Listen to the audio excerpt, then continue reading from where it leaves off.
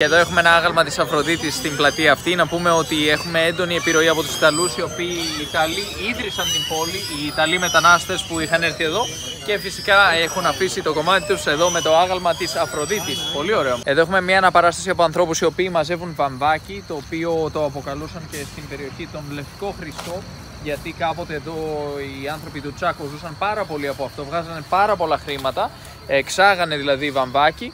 Και βλέπουμε τους ανθρώπους να μαζεύουν το βαμβάκι με τον καυτό ήλιο πάνω δεξιά στο δεξί μας χέρι και να σκύβουν, να το μαζεύουν με το χέρι. Φυσικά πλέον η διαδικασία δεν γίνεται έτσι και έχει αλλάξει και το εμπόριο, η συγκεκριμένη αγορά, και πλέον οι άνθρωποι δεν ζουν από το βαμβάκι εδώ. Εγώ ήθελα να πω ότι γενικότερα στην πόλη Ρεζιστένσια υπάρχουν πάρα πολλά γάλματα, πάνω από 600 γάλματα, και ο κόσμος δεν τα βανδαλίζει. Αυτό είναι το έργο ενός καλλιτέχνη που τον λένε Μονσεούρ. Μιλάμε για περίπου το 1968.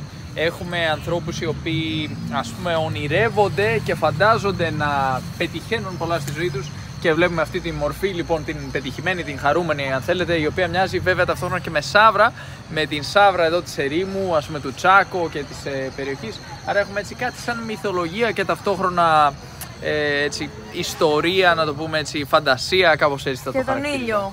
Και τον ήλιο, ο οποίος μας βοηθάει να πετύχουμε τις ιδέες μας, να ανθίσουμε.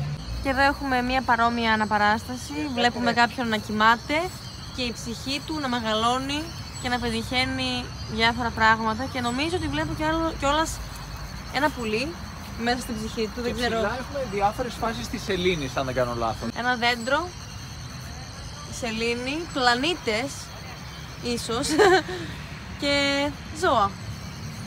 Από την άλλη μεριά που είδαμε το βαμβάκι, βλέπουμε αυτή την αναπαράσταση, η οποία μας δείχνει τι κάνουν οι άνθρωποι, πώς διασκεδάζουν. Βλέπουμε εδώ να παίζουν κιθάρα, άρπα. Όταν ξεδίνουν, ας πούμε, σταματάνε τη δουλειά και έχουν την ευκαιρία να διασκεδάσουν και να πάνε σε ένα πάρτι. Γι' αυτό βλέπουμε και τον τεράστιο ήλιο εδώ, μεγάλος ο ήλιος, μεγαλύτερη χαρά. Εδώ βλέπουμε λοιπόν την άρπα, που είναι από την Παραγουάη έρχεται, αλλά εδώ μπορούμε να δούμε εκτός από την κιθάρα και το ακορντεόν, το οποίο το έφεραν περισσότερο οι μετανάστες. Ήλιος, και δεν ξέρω τι άλλο μπορεί να δει ο καθένας εδώ. Γιατί μιλάμε για αφηρημένη τέχνη προφανώς, και έτσι είναι λίγο δύσκολο να δούμε εύκολα ακριβώς τι θέλει ο καλλιτέχνης να μας δείξει. Κόκκινες μπότες βλέπω εγώ πάντως. Να πούμε σε αυτό το σημείο ότι ο Δημήτρος Ψευτούρας ήταν αυτός που ίδρυσε την κοινότητα των Ελλήνων εδώ στην Αργεντινή. Ακριβώς, ο οποίος ήταν από ένα μέρος που ονομάζεται Λιβανάτες, κοντά στην Εύβοια, και ήταν εδώ κάθε μέρα με την κάμερά του, έπαιρνε φωτογραφία τους ανθρώπους οι οποίοι περνούσαν και ήθελαν να πληρώσουν για να έχουν ένα αναμνηστικό, ένα ενθύμιο. Να πούμε όμως ότι είχε και ένα πολύ σημαντικό έργο.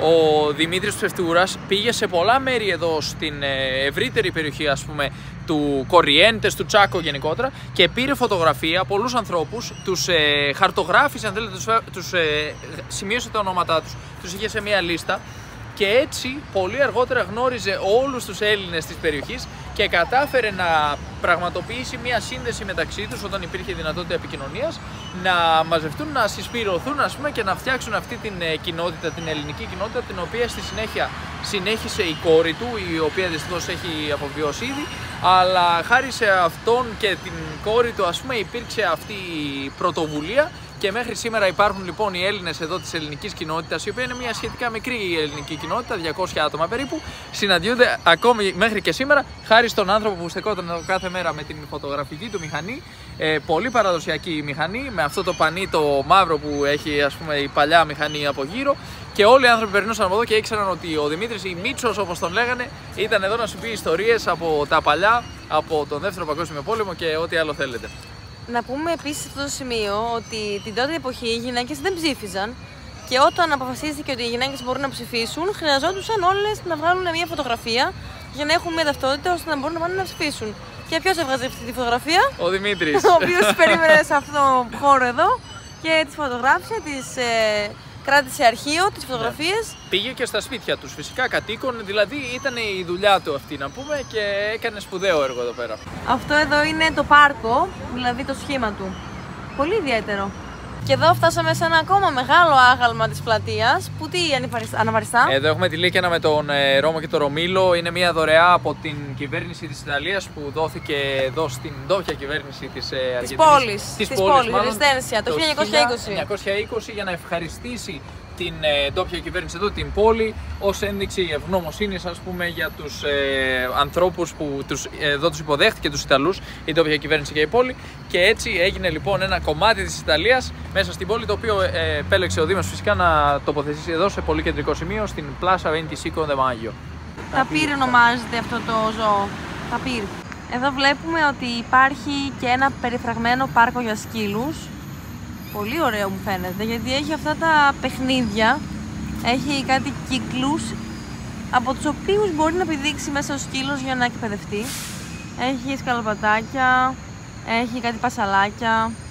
Ωραίος χώρος. Ο Ιππολίτο Ιριγόγεν ήταν Αργεντινός πολιτικός και πρόεδρος της Αργεντινής, γνωστός ως ο πρώτος πρόεδρος της χώρας που εξελέγει με άμεση λαϊκή ψήφο.